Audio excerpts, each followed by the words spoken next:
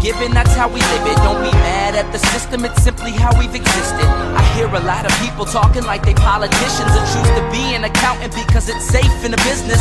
Not because they want to do it, just because they heard it pays. And who the fuck wants to be poor knowing that's how we've been raised? Society is getting heavy, I can feel the weight. The pressure of success is like 100 million pounds of shit. How you guys doing today? It's Anthony Gangi. Welcome to another episode of Tier Talk. Today, guys, we are going to be talking about the frustration challenge following an ineffective supervisor. It comes from a book called 360 Degrees Leadership. It's from John Maxwell. It's a great book. And he notes in one of his challenges, challenge number 2, the frustration challenge, following an ineffective leader. It's got a great quote right at the very beginning. Your job isn't to fix the leader. It's to add value. If the leader won't change, then change your attitude or your work address. The latter being a little bit more difficult, but I get what he's trying to get across. So we're going to list a few supervisors that we don't want to follow, and then we're going to list an approach that will hopefully make the environment a bit better for us. Now, mind you, working with a bad supervisor doesn't just affect the front line. It also could affect middle management. Because we work for a supervisor that's ineffective, that's going to affect how effective we can be to the front line. So this is very important that not only do we listen to this perspective from dealing with an ineffective leader, but if you are ineffective and you kind of relate to some of these things that we're talking about, then you got to change your ways because you're putting a lid on the people that you supervise. And you're making it very difficult for those who are high achievers to try to do something great for this profession. And it says few things can be more maddening to a good leader in the middle of an organization, also the front line, than working for an ineffective leader. So what we're going to do first is go over some types of ineffective leaders, briefly discuss them, and then we'll go over what we can do to hopefully motivate a better environment. So the first type of supervisor we got is the insecure supervisor. I'm sure we've all dealt with insecure supervisors. John Maxwell states, insecure leaders think everything's about them, and as a result, every action, every piece of information, every decision is put through their filter of self-centeredness. Look at this, guys. Every piece of information, every action, every decision is put through their filter of self-centeredness. This is all about their image and how they're seen. When someone on their team performs exceptionally well, they fear being outshone, and they often try to keep him from rising up. When someone on their team does poorly, they react in anger because it makes them look bad. Guys, when we have leaders that are insecure, everything really goes through this mindset of how they're going to be seen. This has nothing to do with team growth. It has nothing to do with how to help others. This is more about their image. And as a leader, we need to work together. We need to work together, grow together. And it's not about my image. It's about our image as a team and what we can do to build that image together. You know, I've worked with supervisors who they want to be the best. Even when they move up, they still can't let go of that prior position. So when you have someone who was a go-getter in the position that they now supervise, this leader now starts to get jealous and they start holding that person back because they still want to be the best. Well, you have to let that position go. You moved up. It's time for someone else to excel, and then you get the credit for leading a great team. That's the key. We now remove ourselves a bit and give them a chance to shine. And also, on the adverse of that, when someone doesn't do so well, an insecure leader would be quick to yell at that employee and do whatever they can to separate themselves from that person's result. But in the end, that's not what good leaders do. Good leaders share the blame. This is not a cover your ass where I can isolate myself from any failure from the front line because I'm now in a leadership position. I am now responsible for that front line. So if something negative happens because the front line made a mistake, then we go up together and we deal with it. Can't make the blame game here. And again, it's always an effort to be constructive. Good leaders know how to teach from failure. It says, more than anything else, insecure leaders desire the status quo for everyone but themselves. And that's true, guys, just in what we just said. Basically, if anybody goes to move further than this insecure supervisor wants them to go, they start to see that as a challenge. They start to see that as, oh, this person thinks they're better than me. What they don't realize is we're all part of a team. That person's growth helps the team. One more part on insecure supervisor that I thought also matters. John Maxwell says, in an organization, security flows downwards. When leaders are insecure, they often project that insecurity down to the people below them. If you work for an insecure person, not only will you have to work to deflect that individual's insecurities from yourself, but you also have to work harder to break the chain and create security for the people who work for you. If you don't, the people under your care will suffer. That to me is very powerful. You're working with an insecure leader. Now, the problem is, if I'm a middle manager, how do I become effective if the person above me isn't effective? If the person above me is putting a lid on me, then what can I do to help my team grow? What can I do to help my team excel? Security does flow downwards. That's why we need people in leadership positions that are very secure in their position. Very secure in their position. So that's the first one. We also have the visionless supervisor. Leaders who lack vision create two immediate problems for the people who work for them.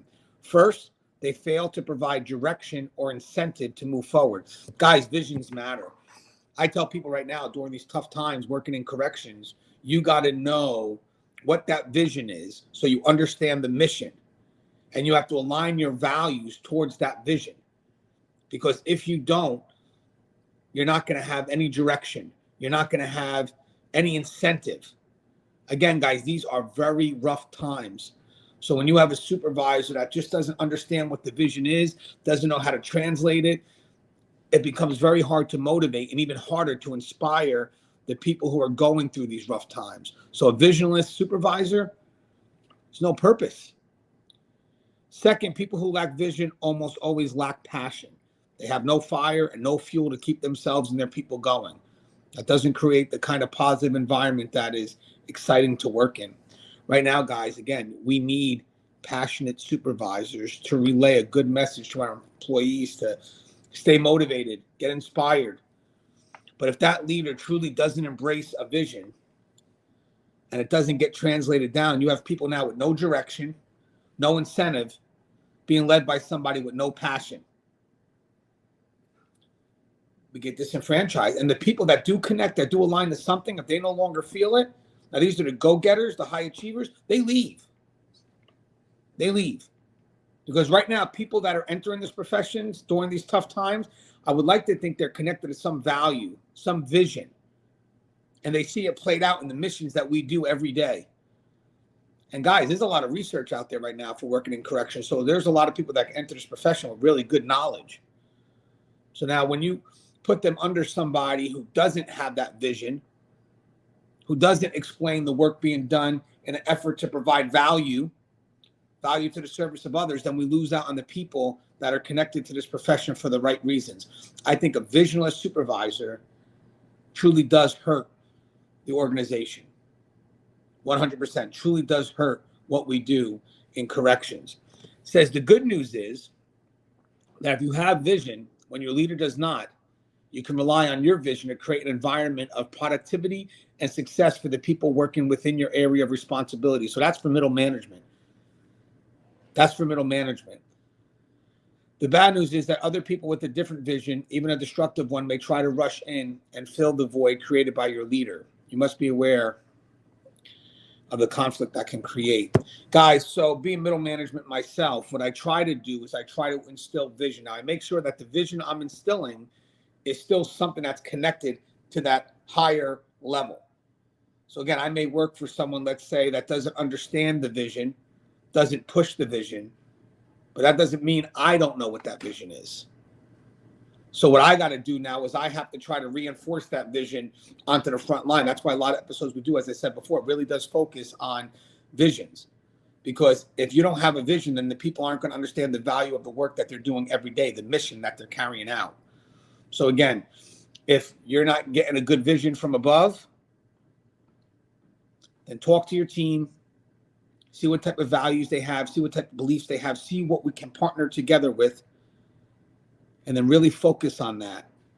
Because the work that we do every day has value. And if we don't remind our people of that, they lose their sense of value. Now, we also have the incompetent supervisor. Incompetent leaders are ineffective, and they often stay that way. Poet and critic Samuel Johnson said, advice is seldom welcome, and those who need it most like it the least. And that's what's tough about doing these shows. Because the people that look to watch these shows are usually the ones that look to grow. But they're not always the people that need it. And that's kind of what the poet says here. Advice is seldom welcome, and those who need it most like it the least. Incompetent leaders are trouble not only for the people they lead, but also for their entire organization. They are the lids on the parts of the organization they lead. The law of the lid states in the 21 irrefutable laws of leadership, leadership's ability determines a person's level of effectiveness. Guys, an incompetent leader, it's tough because they limit themselves from growing. Now, the problem is when you're in a higher position, you have to grow. Because if you don't grow, the people beneath you don't grow. They don't move. So having said that, if you have someone that's incompetent and not looking to change their ways, and incompetent in corrections, if you're incompetent in corrections, especially as a leader, it threatens our facility. We want people to grow. We want people to be more effective because each growth helps us. It helps us get better at what we do. It helps the agency evolve. But when you work for someone that are incompetent, they don't realize it, and they choose not to change and choose not to grow, well, that's going to affect us all as a team. Because we can only go so far when someone puts that lid on us.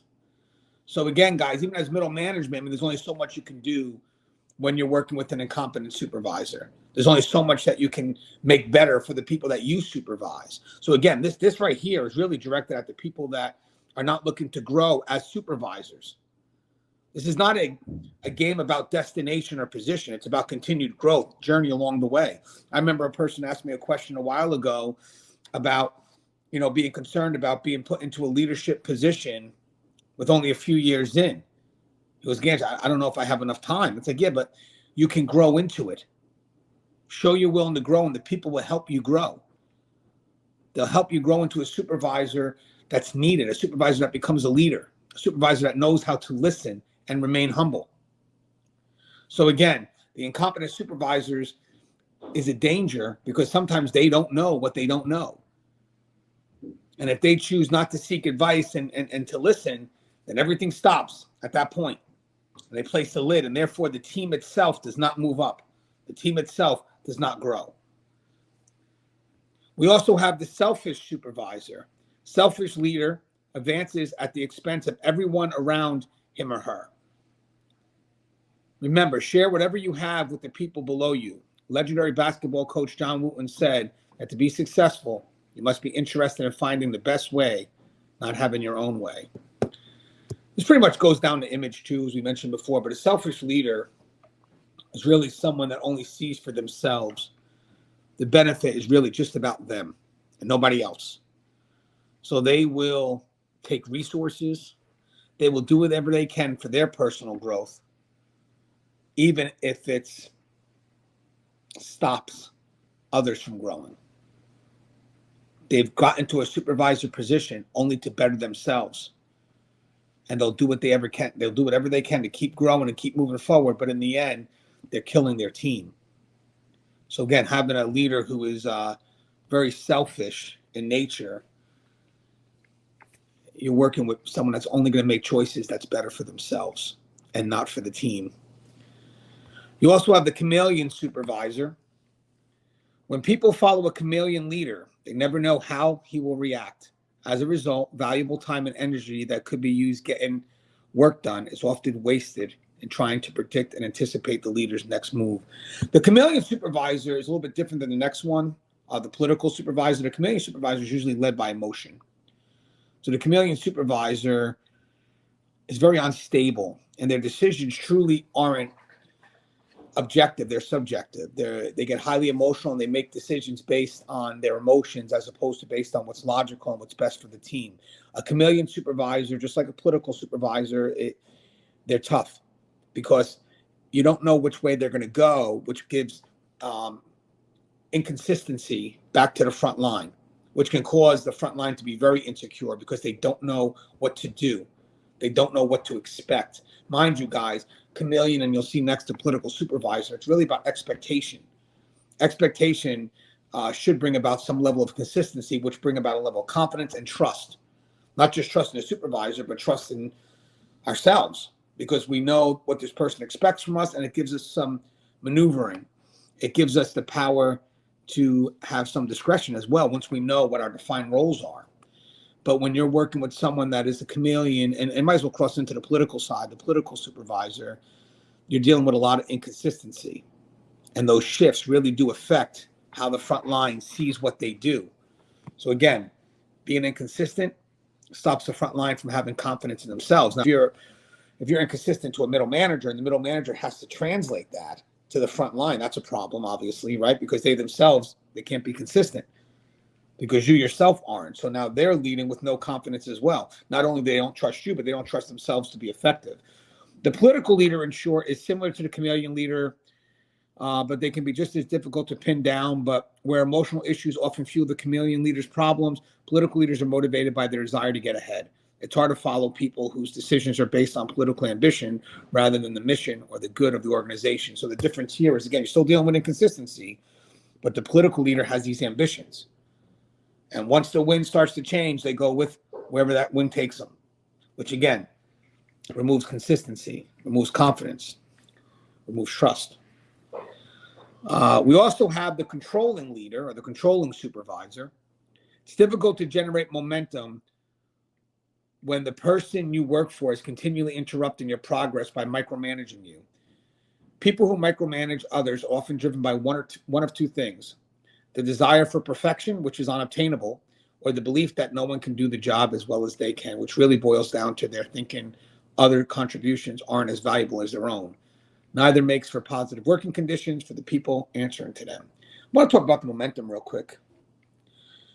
You know, corrections is really about delegating authority, not delegating tasks. We want people that aren't task-driven. We want people that are goal-oriented. So our job really as supervisors is empowering others. We have to empower others so they can embrace that level of authority and they can make decisions. I mean, technically, that's kind of like what these ineffective leaders, what they don't really do. They don't delegate authority. They delegate inconsistency. You know, so we want leaders who delegate authority so then we can actually feel empowered to do our job. Now, a controlling leader micromanages every step. So now if you have someone that wants to be effective and someone that wants to be a go-getter and someone that wants to take the initiative, you're breaking that momentum because they have to stop every way. And they start becoming disenfranchised and they start becoming either relying on you, so they lose out on their ability to be that go-getter, or they just leave. Because in the end, these are future leaders. They don't want to be micromanaged. They want to be empowered. And again, that plays out on a greater picture of the team, because now you have a team that doesn't know what to do. And maybe some people want to be micromanaged because they don't want that level of responsibility. But that's not what we want to bring up in the organization. We want to bring up leaders. So being controlling and not giving people a chance to step out and, you know, make decisions, you're stopping them from growing. So again, I think that's spot on where it messes with that momentum. And guys, momentum is great. When you have momentum, man, it's like the biggest exaggerator. It makes things look great. People keep pushing forward and we're getting things done. But that person that looks to control every aspect, it ruins the chance to train future leaders who want responsibility for the choices that they make. And it says reason why two things you get controlling leaders. The reason, two things behind controlling leaders is the desire for perfection, which is unobtainable, or the belief that no one could do the job as well as they can. I mean, think about that too. That latter part, no one could do the job as well as they can. Imagine being that person who's trying to make decisions, who's trying to, you know, feel comfortable in that level of responsibility, and you're constantly just stepping on them, and it's like, hey, you know what? This isn't working. That's just someone willing to make a choice. That's the hardest thing in corrections, finding people that are willing to make a choice, adapting and adjusting and moving forward, and you're stopping them every step of the way. Now, there are some solutions that you want to go over, and they're generalized solutions, but I believe they do work because, again, we're not really can't change the supervisor, but we can change how we react to that supervisor. So the first thing that they talk about is no matter what our circumstances, our greatest limitation isn't the leader above us. It's the spirit within us. So John Maxwell, and I agree with that. How we react matters. Remember, your leadership is as much disposition as position. The role of a leader in the middle of an organization in nearly every circumstance is to add value to the organization and to the leader. The only time that is not true is when the leader above you is unethical or criminal. So the first thing he tells you to do is develop a solid relationship with your leader. The first reaction of working for an ineffective leader is often to withdraw from him or her and build relational barriers. You got to fight that urge. If you make your leader your adversary, you will create a no-win situation. Instead, build a relational bridge. Try to get to know him or her, find common ground, and build a solid professional relationship. And in that process, reaffirm your commitment to the mission of the organization. Doing those things will put you on the same team. So again, I love what he says. Most will want to push away. I don't want to deal with this person. He's ineffective. She's ineffective. But we can't allow that to happen because it's true. It does become a no-win, right? Because we're no longer making the effort. You know, the effort's key. Not so much the outcome, but the effort. I mean, think about it. Once we stop providing the effort, then we will never get the outcome. So I like that. You know, develop a solid relationship with your leader. The next, and could be hard, is to identify and appreciate your leader's strengths. Everybody has strengths, even an ineffective leader. Work to find them in the person you work for. Find them, and then think about how they may be assets to the organization. So this is just for you to kind of think, man, this leader, man, this supervisor is tough, but there's got to be something here. There's got to be something that they do good, because then I would like to think they wouldn't be in the position. So now this really does require some insight and some effort, because I've worked with some really bad people, but have been able to find some good qualities. And then that to me is just, okay, let me see what we can do with that. But I do agree with that. You could even still learn from an ineffective supervisor. There should be some qualities there that we're able to identify and appreciate. So again, this is an effort to pull us closer to the supervisor, because that's what we have to do. We can't push ourselves away. So I think it's a great mindset to say, okay, you know what? Maybe our reaction is always going to be the negative. I'm not going to do that. I'm going to try my best and be intentional with this to look for the positive so I can find some connection with this individual. Because again, I'm trying to develop a solid relationship. So solid relationship means I have to push forward and try to connect to this individual, which means the only way I'm going to probably be able to do that is by looking for the positive. So I do agree, identify and appreciate your leader's strengths. Then you have to commit yourself to adding value to your leader's strengths. Once you have discerned what your leader's strengths are and how those characteristics can be an asset to the organization, look for ways to help leverage those strengths. Now, this is going to play out with the next part, but again, this is all intentional now. This is truly intentional.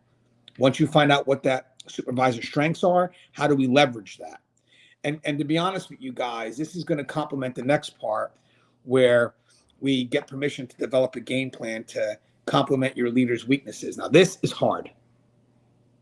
But can I tell you something, guys? All leaders that move up, we may only excel in certain areas of strengths. We do rely on those around us to complement our weaknesses. So a good leader would know that we're not perfect. We know that. So we do like to surround ourselves with people who can help lift up what it is that we need help in. Now, for this is about timing. Besides leveraging strengths, one of the other secrets to job success is to make sure you properly staff your weaknesses, which we just mentioned. As a leader, you would be wise to empower some people who work for you to fill in your talent gap. So if you're looking at this right now as a leader, I'm telling you right now, embrace your weaknesses and find a way to staff them, to get the people to complement that, to build your strengths. As a leader, you will be wise to empower some people who work for you to fill in your talent gaps. For example, if you're not good at details, and hire someone who is and have them work closely with you. You can play that same gap filling role with your leader. You must be very careful, however, in the way you approach this subject. Don't offer your opinion on their weaknesses unless they ask. And even then, be tactful. If they identify one of their weaknesses to you, privately ask if they would be willing to let you carry the ball in that area. The idea is to do what they can't do so they can do what they do best. Again, you complement their skill. So again, if I'm not good at organization, so for me, I do rely on people in helping me organize. But that's good because while they're helping me do that, I'm able to focus on the other areas that I feel I'm more comfortable with. So I think that's great advice. And again, once you start building that solid relationship, that could open you up to these other, to this other one. Expose your leaders to good leadership resources. That happened to me. Books, DVDs, podcasts, whatever it is that can help them grow. If you're working to improve your leadership skills, then you probably discovered many good leadership resources such as books, CDs, or DVDs. Share those with your leaders. If that resource is well received, you might try following up with others. So this is great. But again, it's how you are with your approach with that. Hey, I read this book. This book reminded me of you. Maybe I'll take a read on this. Now, I didn't say it reminded me of you because you fit this description. It just reminds me of you that you need it. I'm not going to say it that way. So again, I'm being tactful. But you have to encourage them to check it out. Now, again, this is the hard part because as we mentioned before, the people that most likely need it aren't the people that watch it or read books or whatever it is. So you got to kind of motivate them. So with that said, you got to be tactful, but that builds on the relationship you have. If you have a good relationship, maybe they're reading it because they get along with you. So again, without that good relationship, these recommendations don't work. So again, it kind of motivates you to connect as opposed to pull away. And this is hard. This is the last part. Publicly affirm your leader. That's hard. Some people fear that if they say positive things about an ineffective leader they work for, they'll be misleading others, or they worry that others will think they have poor judgment. But other people are aware of an ineffective leader's limitations.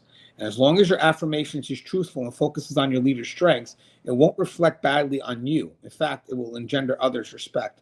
Your affirmation for your leader will help him develop confidence, not only in themselves, but also in you. You just can't allow yourself to give in to the short-term frustrations you feel when dealing with an ineffective leader. If you do find that the frustration is getting the better of you, a little extreme here, but it says it might be time to change jobs. Hey guys, the publicly affirm your leader. I think that's great advice. Again, you're publicly affirming them on the strengths that you've taken the time to realize that they have. And I'm sure others will also see that. Because sometimes when we get together and we gossip about an ineffective leader, some of us will say, well, he does do this well, or she does do this well. And you're like, yeah, they do. But it's a shame because they do these other things so very bad. So again, it's good to kind of relate to those positive things, find some insight, and then use that to find a way to publicly affirm your leader. And then they'll maybe say, hey, you know what? I do feel that I do well in those areas. And that may open them up to, one, building a good relationship with you, but two, maybe on other areas that they can strengthen. Because again, guys, we have to introduce them to this. This is not something that they're going to do on their own. So again, just some tips for working with an ineffective leader. I would love to get your thoughts. As always, guys, the show is Tear Talk. If you haven't, please subscribe, interact, engage, comment, hit that bell. Bell's going to notify you every time I post a video. Stay safe.